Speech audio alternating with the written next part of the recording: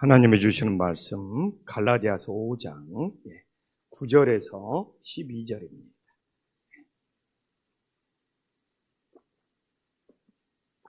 갈라디아서 5장 9절에서 12절 한 절씩 교독합니다.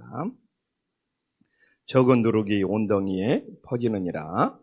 나는 너희가 아무 다른 마음을 품지 아니할 줄을 주 안에서 확신하노라. 그러나 너희를 요동하게 하는 자는 누구든지 심판을 받으리라. 형제들아, 내가 지금까지 할례를 전한다면 어찌하여 지금까지 박해를 받으리요? 그리하였으면 십자가의 걸림돌이 제거되었으리니 너희를 어지럽게 하는 자들은 스스로 베어버리기를 원하노라. 아멘. 갈라디아 교회 사도 바울이 십자가의 복음, 예수님의 복음을 전했는데 이 다른 복음이 들어왔죠. 거짓 복음이 들어왔죠. 육체를 따르는 자들이 들어왔습니다. 그래서 여기에 대해서 오늘 본문은 어떻게 대처를 해야 되냐? 교회에 다른 복음이 들어왔을 때, 이 성령을 따르지 않고 육신을 따라 신앙생활을 하는 자들이 들어왔을 때 우리는 어떻게 대처해야 되느냐? 오늘 그런 다른 복음, 이 거짓 복음, 지금도 다른 복음들이 많습니다. 이 번영 신학이라든지 막 이 기복 신앙이라든지 사실 바울 시대뿐만 아니라 지금도 교회에 그런 이 기복적인 신앙, 이 무속적인 신앙, 자기가 하나님 앞에 막 계시 받았다는 신앙, 그냥 꿈꾼 거 하나 갖고 그냥 성경 말씀인 것처럼 막 그러는 신앙. 왜 어떻게 자기 꿈꾼 것이 성경 말씀이에요? 그런 어떤 이기주의적인 신앙, 사실 지금도 주여 주여 이름을 부르고 있지만 교회에 이 다른 복음들이, 거짓 복음들이 정말 많아요. 정말 시대가 혼란할수록 우리들이 정말 영적으로 분별하면서 살아갈 수 있기를 간절히 소망합니다. 사실 우리가 어떤 일들을 경험할지라도 사실 이게 성경으로 돌아가서 내가 이 경험한 것이 성경에서 벗어나지 않았느냐, 내가 꿈꾼 것이 이 성경하고 일치를 하느냐, 내가 어떤 것을 경험했을지라도 이게 성경의 정답에 맞는지 확인하지 않냐면 우리는 오류에 빠질 수 있다는 것을 다시 한번 기억할 수 있기를 간절히 소망합니다. 그래서 늘 이 성경에서 벗어나지 않았는지 우리 신앙을 점검하지 않으면 우리는 잘못된 복음에 빠질 수 있어요. 그래서 9절에 이 제유 속성이 적은 누룩이 온덩어리에 퍼진다. 근데 교회가, 갈라디아 교회가 그런 거죠. 근데 지금도 똑같죠. 이 잘못된 복음이 오히려 이 기복적인 신앙, 이 이기적인 신앙, 이 번영 신앙이 오히려 이 성경적인 신앙, 오직 복음의 신앙보다 교회의 누룩처럼 더 잘 번진다 이거죠. 갈라디아 교회가 그랬어요. 이 복음의 진리가 있는데 이 육체를 따르고 정말 율법을 지켜야 되고 이런 가짜 복음들이 교회에는 훨씬 전염성이 많다. 그래서 어떻게 보면 진리를 지키고 말씀을 지키고 믿음을 따르는 것이 고독한 길이 될 수 있어요. 고독한 길이 될 수 있어요. 그런데 교회를 키우고자 어떻게 거짓 복음을 퍼뜨릴 수가 있겠습니까? 한 영혼 한 영혼이 오직 예수님의 진리를 따를 수 있는 그런 믿음의 교회가 될 수 있기를 간절히 소망합니다. 그래서 우리는 이 성경을 통해서, 예수님을 통해서 오직 구원의 진리를 붙잡았지 않습니까? 그래서 10절에 그러는 거예요. 갈라디아 교인들에게 다른 마음을 품어서는 안 된다. 다른 마음을 품어서는 안 된다. 제가 금주 새벽에도 이야기했잖아요. 복을 받는 것보다 미가서에서 나와 있지만 우리가 복을 바라는 것보다 주님을 먼저 바라봐야죠.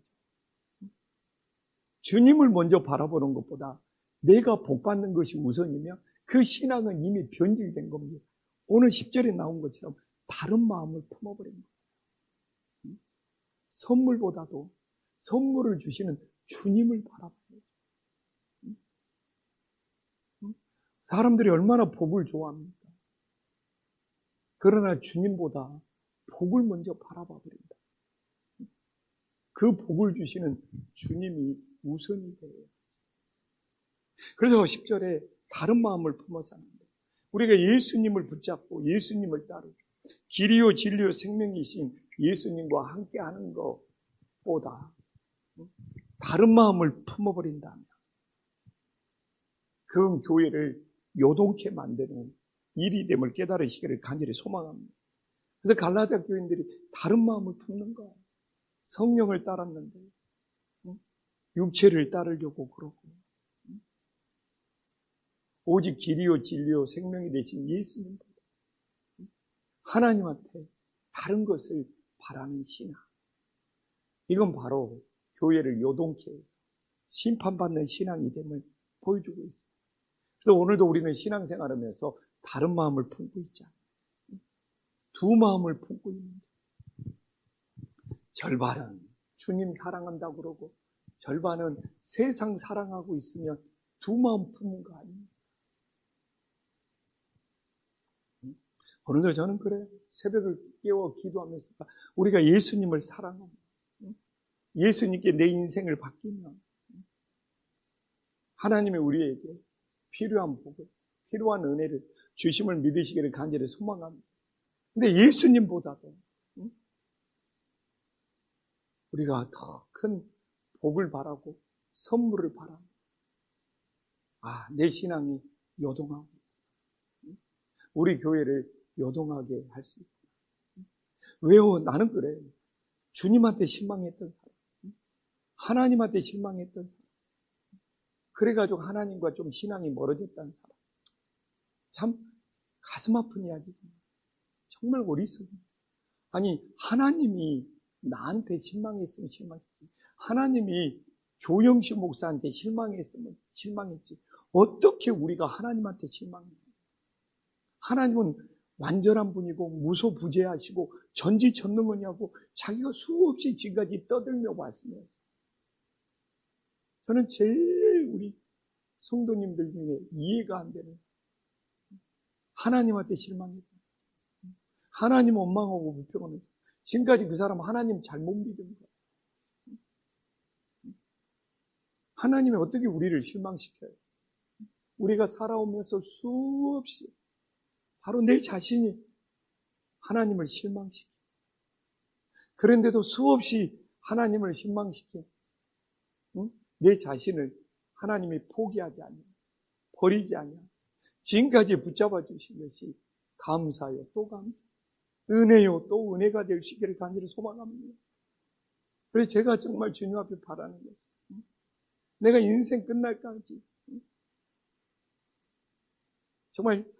정말 하지 말아야 될 것이, 하나님한테 내가 실망했다, 하나님한테 내가 섭섭하다, 내가 하나님을 원망하고 불평하는 것이 가장 무지한 인간, 어리석은 인간입니다.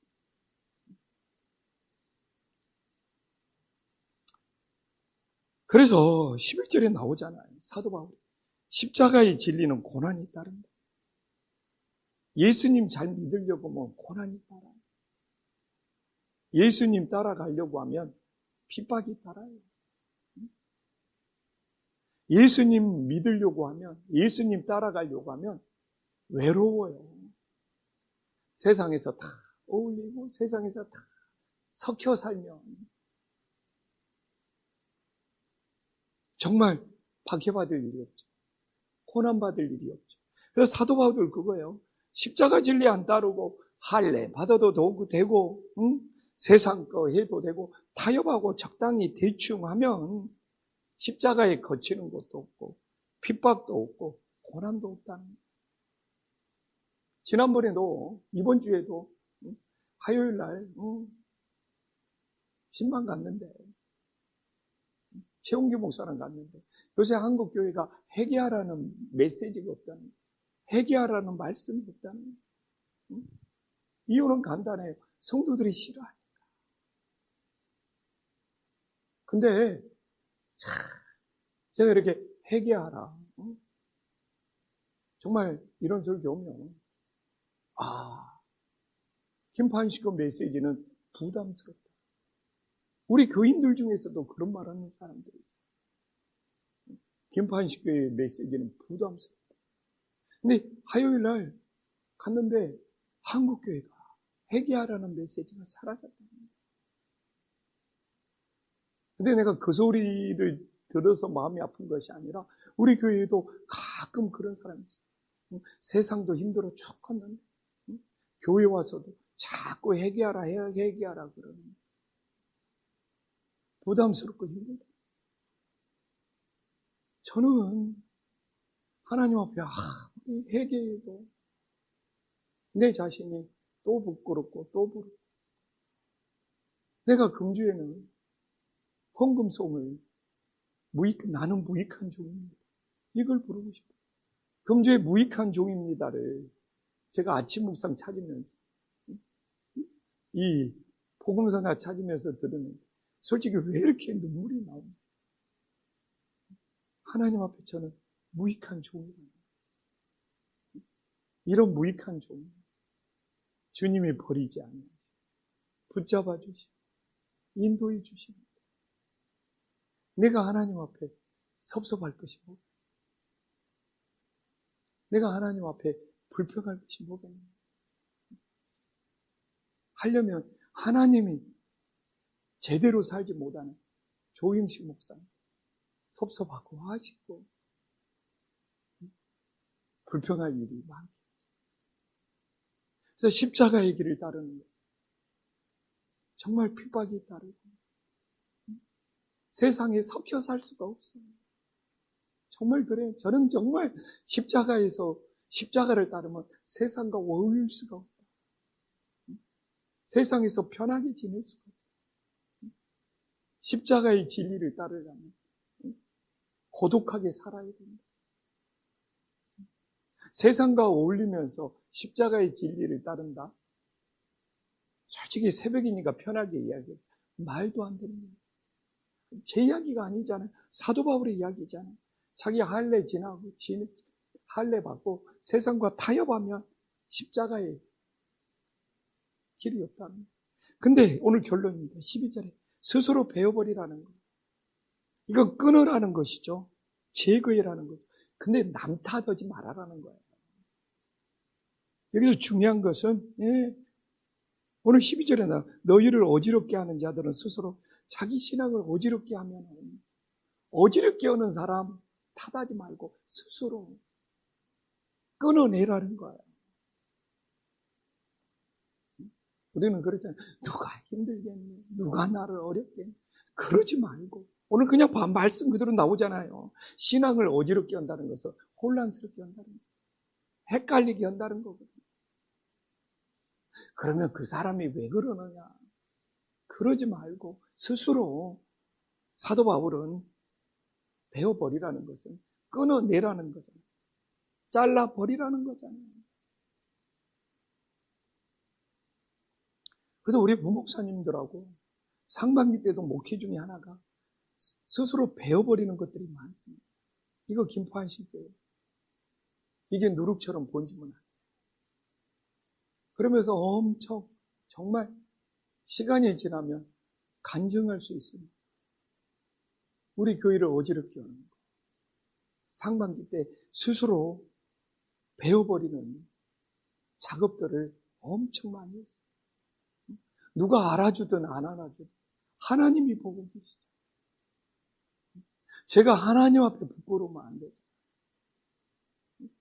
사람들한테는 감출 수 있지만 하나님은 살아계시기 때문에 하나님 앞에는 감출 수 없잖아요. 근데 목사로 살아가는 내가 교회에서 무슨 일이 생기면 누구를 원망하고 누구를 탓할, 왜 우리 교회를 어지럽게 했느냐? 그게 무슨 의미입니까? 내 스스로 그것을 베어내고 그걸 잘라내야지. 교회도 그렇고 우리 개인도 똑같아. 다른 사람이 나한테 왜 이랬느냐? 이럴 수가 있느냐? 내 신앙을 왜 이렇게 혼란스럽게 했느냐? 예수님을 제대로 믿으려면 사도 바울은 이런 일이 끊임없이 있다는 거예요. 십자가의 진리를 따르는. 그러면 그때는 어떻게 해야 되냐? 응?